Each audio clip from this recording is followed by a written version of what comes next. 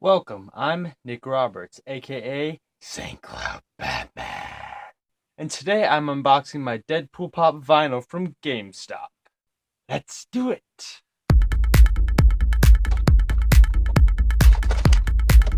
Oh!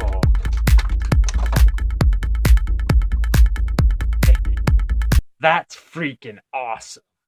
So clearly he's not like the original Deadpool. He's wearing blue and yellow instead of the red and black, but he's freaking awesome. He's got the sword, he's got his machine gun, he's got a pistol on the side, he's got his double sheath, and he's a bobblehead. I hope you enjoyed the video. If you liked it, well, like it, and comment down below, give me some support, and stay tuned for my unboxing of October's Loot Crate, and have a good day. Bye-bye.